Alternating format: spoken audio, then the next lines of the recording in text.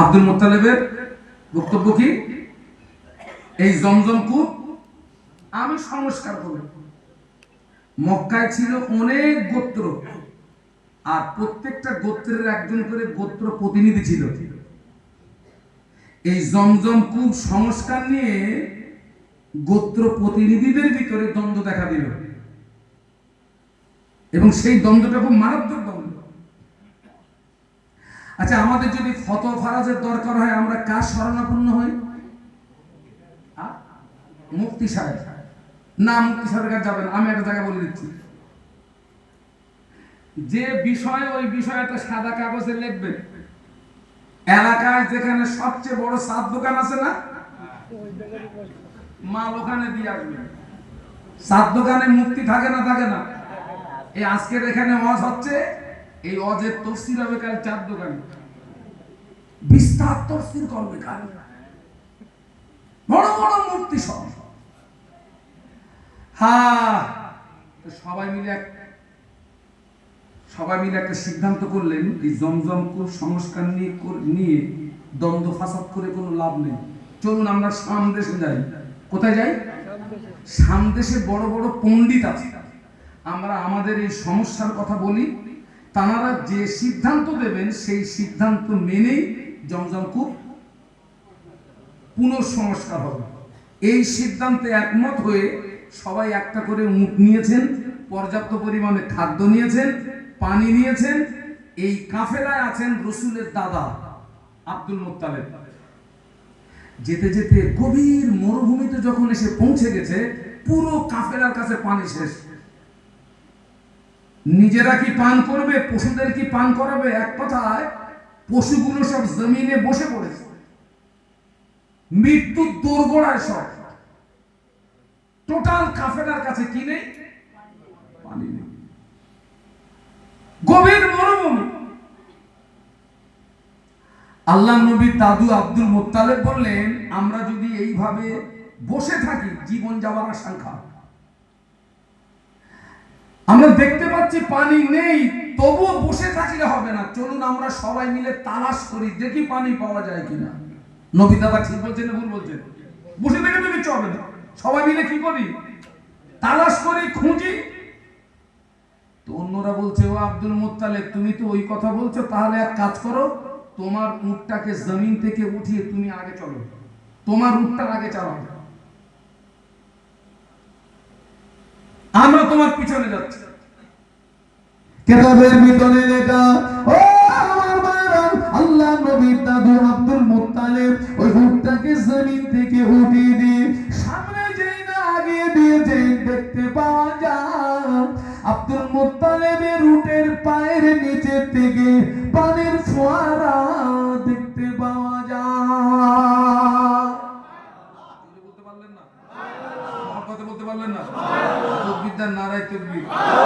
Abdul Muttalib উটটাকে উঠিয়ে যেই না আগিয়ে দিয়েছেন, আগে বাড়িয়ে দিয়েছেন, আব্দুল মুত্তালিবের উটের পায়ের নিচে থেকে পানির ফোয়ারা দেখতে পাওয়া যায়। এটা ছিল নবীর দাদু আব্দুল মুত্তালিবের কারামত, আব্দুল মুত্তালিবের কারামত। এর জন্য আব্দুল মুত্তালিবের কৃতিত্ব নয়, ওই সময় আব্দুল মুত্তালিবের ললাটে আমাদের নবীর নূর চমকাচ্ছিল। আল্লাহ পাক ওই কঠিন মুসিবতের সময় আল্লাহ পাক আমাদের নবীর নূরের বরকতে আমার আল্লাহ আব্দুল মুত্তালিবের উটের পায়ের নিচে থেকে পানির ফোয়ারা পার করে দিলে। ঐতিহাসিকরা লিখেছেন, আব্দুল মুত্তালিবের উটের পায়ের নিচের থেকে যে পানির ফোয়ারা বেরিয়েছিল, ওটাও জমজম কূপের অনুরূপ। একটু জোরে বলুন সুবহানাল্লাহ। ইসমাইল নবীর ওসিলায় জমজমের পানি, আর আমাদের নবীর নূরের বরকতে আব্দুল মুত্তালিবের উটের পায়ের নিচের থেকে পানি। কথা বুঝতে পারলেন না? পারলেন না? টোটাল নবীকে যা দিয়েছেন, একা আমাদের নবীকে সবাই মিলে সেই পানি পান করলো, পশুদেরকে পান করালো করে। এবারে কাফেলার লোকেরা বলছে, ও আব্দুল মুত্তালিব, সামদেশে আর যেতে হবে না, যে জন্য যাচ্ছিলাম ফায়সালা হয়েই গেছে। এই কঠিন মুসিবতে তোমার ওসিলায় পানি পেয়েছি, জীবন ফিরে পেয়েছি, অতএব সামনে আর যেতে হবে না, চলো বাড়ি যাই।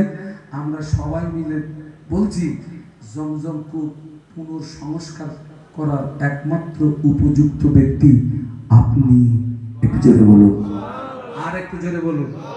ইসমাইল নবীর ওসিলায় জমজমের পানি আর আমাদের নবীর নূরের বরকতে আব্দুল মুত্তালিবের উটের পায়ের নিচের থেকে আজকের এই পর্যন্ত রাখলাম। আল্লাহ আমাদের সকলকে শোনা বলার চেয়ে বেশি আমল করার তৌফিক দিন, বলুন আমিন।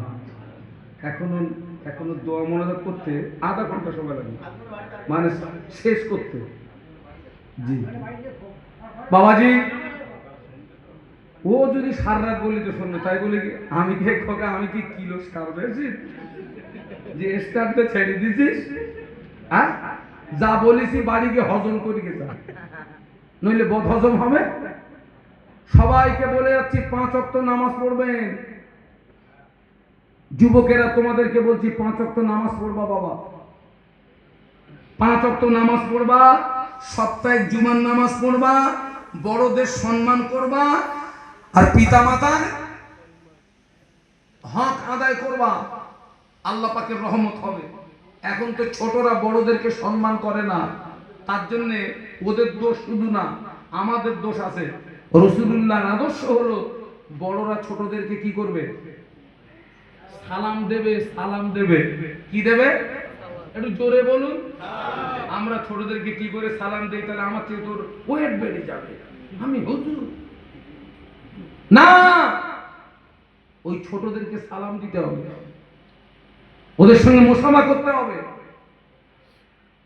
তবে ভ্রাতৃত্ব মহব্বত পয়দা হবে। আজকের সমাজ থেকে সালাম উঠে গেছে বাবা, সালাম উঠে গেছে। আল্লাহ নবী 3000 বছর আগে নূরের জমানে বলে গেলেন, মান তামাসসাকা বিসুন্নতি ইন্না ফাসাদি উম্মতি ফালাহু আজরু মিআতি শাহীদ। আল্লাহ নবী বললেন, ও সাহাবীরা, আমি আল্লাহ নবী জানিয়ে দিলাম আখিরি জামানা আমি রাসূলুল্লাহ আমার যে সমস্ত সুন্নাতগুলো হারিয়ে যাবে, আখিরি জামানা আমি রাসূলুল্লাহ আমার যে সমস্ত সুন্নাতগুলো বিলুপ্ত হয়ে যাবে, আমার কোন উম্মতি ওই রকম একটা হারিয়ে যাওয়া সুন্নাতের উপরে যদি আমল করতে পারে, ওই রকম একটা হারিয়ে যাওয়া সুন্নাতকে যদি জিন্দা করতে পারে, আমি আল্লাহ নবী বলছি আল্লাহ পাক ওই ব্যক্তির নামায় আমলে আমার আল্লাহ পাক 100 শহীদের সওয়াব দিয়ে দেবে। একটু মহব্বতে বলা যায় না? এই সালাম দেওয়ার সুন্নাতটা হারিয়ে যাচ্ছে, ঠিক না বেঠিক?